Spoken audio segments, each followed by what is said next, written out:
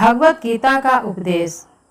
गीता वो परम सत्य है जिसे अपनाकर हर व्यक्ति दुख क्लेश मुक्त होकर सफल सुखद जीवन जी सकता है।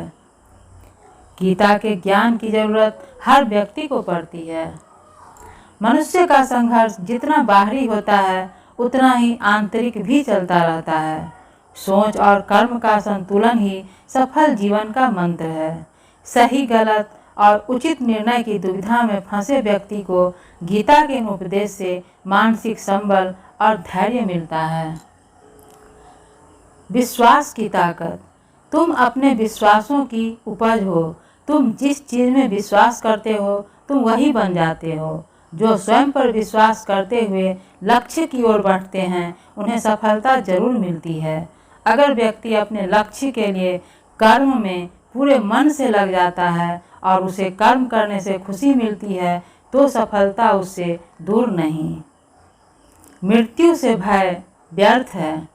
हर व्यक्ति के मन में मृत्यु का भय होता है। इस संसार का जब से निर्माण हुआ है तब से जन्म मृत्यु का चक्र चलता आ रहा है। यह प्रकृति का नियम है। इस सत्य को स्वीकार करके भय मुक्त होकर आज में जीना चाहिए। किसी को भी आने वाले पल के बारे में कुछ नहीं पता होता, लेकिन इस संशय में भयभीत रहने से जीवन जिया नहीं जा सकता।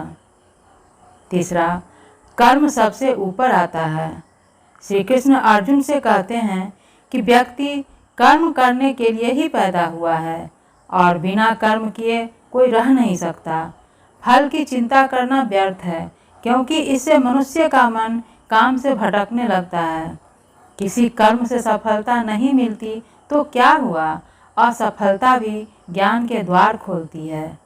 अगर बिना फल की चिंता किए कर्म करते रहेंगे तो सफलता और मन की शांति जीवन भर तुम्हारा साथ नहीं छोड़ेगी। जो कर्म फल से विरक्त होकर कर्म करता जाता है उसका आध्यात्मिक ज्ञान बढ़ता जाता है। चौथा, हमेशा स्वार्थी होना गलत है। जो व्यक्ति हमेशा स्वार्थ प्रेरित होकर फल की चिंता करते हुए कर्म करते हैं और सिर्फ फल ही उन्हें कर्म करने को प्रेरित करता है, ऐसे लोग दुखी और बेचैन रहते हैं क्योंकि उनका दिमाग हमेशा इसी उलझन में फंसा रहता है कि उन्हें फल क्या मिलेगा। स्वार्थी व्यक्ति सुखी नहीं रह पाता और ऐसे व्यक्ति से कोई भी संबंध नहीं बनाना चाहता। इसलिए स्वार्थ से ऊपर उठें और दूसरों का हित भी सोचें। क्रोध से सबका नुकसान होता है। क्रोध या गुस्सा करना व्यक्ति के दिमाग में उथल पुथल पैदा कर देता है। आवेश में विवेकहीन होकर कई बार व्यक्ति अपना ही नुकसान कर बैठता है या फिर अपनी ही मानसिक शांति को भंग करके खुद को कष्ट देता है। क्रोध की अग्नि में बुद्धि और तर्क नष्ट हो जाते हैं और व्यक्ति बिना विचार किए बस अपने अहम की तुष्टि करने वाले काम करते हैं। गुस्सा व्यक्ति की विचार शक्ति को पंगु बना देता है और भ्रम पैदा करता है। मन पर कंट्रोल जरूरी। मन का स्वभाव है कि ये आसानी से भटक जाता है। अगर जीवन को सफलता की दिशा में ले जाना है तो मन को काबू करना जरूरी है। श्री कृष्ण कहते हैं कि बार बार प्रयास करने से धीरे धीरे चंचल मन को बस में किया जा सकता है। मन को बस में करने से दिमाग की शक्ति केंद्रित होती है जिससे कार्यों में सफलता मिलने लगती है। अगर मन को बस में नहीं करोगे तो ये आपका सबसे बड़ा शत्रु बन जाता है। भावनाओं में कोई छोटा बड़ा नहीं। इस संसार में ईश्वर कई रूपों में जाना जाता है। इनमें से कोई भी रूप बड़ा या छोटा नहीं होता। परमात्मा का हर रूप समान है। जैसे हर नदी अंत में सागर में जाकर मिलती है, वैसे ही हर धर्म मत और संप्रदाय की धाराएं परमात्मा रूपी समुद्र में समा जाती है। यह संसार परम पिता का ही स्वरूप है। वो हर कण में विद्यमान है। कर्तव्य पालन जरूरी है। भगवान श्री कृष्ण उपदेश देते हैं कि हर व्यक्ति को अपने कर्तव्य का पालन करना चाहिए। यही धर्म है। अगर अपने कर्तव्य का पालन नहीं किया जाता है तो मन में अशांति और दुख प्राप्त होता है। अपनी पसंद नापसंद मोह बैर को किनारे रखकर अपना कर्तव्य करो। किसी अन्य व्यक्ति का कर्म आपको कितना भी आकर्षित करे, उसके प्रलोभन में न आए। कष्ट में रहते हुए भी अपना कर्म करना दूसरे की नकल करने से अच्छा है।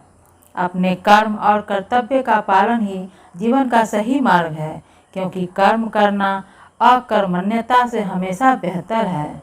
कर्तव्य में दोष देखकर पीछे न हटें, क्योंकि हर कर्म में कोई न कोई छोटा बड़ा दोष हो सकता है। जैसे अग्नि के साथ धुआं होता है, वैसे सदैव कर्म करो।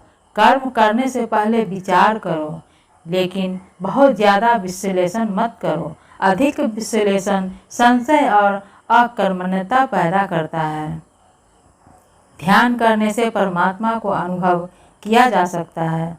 श्री कृष्ण कहते हैं कि शारीरिक कर्म से ज्ञान का मार्ग उच्च है, और ज्ञान मार्ग से भी ऊपर ध्यान का मार्ग उच्च है। ध्यान मार्ग पर बढ़ने से ईश्वर का अनुभव किया जाता है। जो व्यक्ति मन और इंद्रियों को शांत करके पूर्ण विश्वास से अपना ध्यान भगवान में लगाता है, उसे ईश्वर का ज्ञान और अस्तित्व अवश्य अनुभव होता है। जो हर जगह हर जीव मनुष्य में ईश्वर को देखता है, सबके हित में लगा रहता है, उस पर परम पिता अवश्य कृपा करते हैं। ज्ञान मार्ग हो या भक्ति मार्ग, समर्पण प्रेम विश्वास ही आपको ईश्वर के प्रकाश की ओर ले जाता है। भगवान की पूजा बहुत लोग करते हैं, लेकिन उनको शांति क्यों नहीं मिलती? क्योंकि भगवान आपके मन में निवास करता है। उसे पता है कि आपका भाव क्या है। अधिक शक करने वाला कभी खुश नहीं रह सकता। श्री कृष्ण गीता में कहते हैं कि संशय करने वाले का विनाश हो जाता है, क्योंकि अधिक संशय करने से मन की शांति भंग हो जाती है और व्यक्ति भ्रमित होकर अपने संबंधों को नष्ट कर डालता है। जिसे शक करने की आदत पड़ जाती है, उसे इस लोक या परलोक में भी शांति नहीं मिलती। सत्य की खोज ठीक है, लेकिन बिना सच जाने कल्पनावश होकर संदेह करने का अंत दुख क्लेश पश्चाताप के रूप में होता है। अति करने से बचें। जीवन में संतुलन बहुत जरूरी है। किसी भी चीज़ की अति करना अच्छा नहीं है। जैसे सुख आने पर प्रमाद करना और दुख आने पर निराशा में डूबे रहना, दोनों ही गलत है। असंतुलन जीवन की गति और दिशा को बाधित करता है, जिससे अनावश्यक कष्ट और दुखों का जन्म होता है। जिसके मन विचार और कर्म में संतुलन है, उसे ज्ञान मिल जाता है, और ज्ञान से ही सदा के लिए शांति और संतुष्टि मिलती है।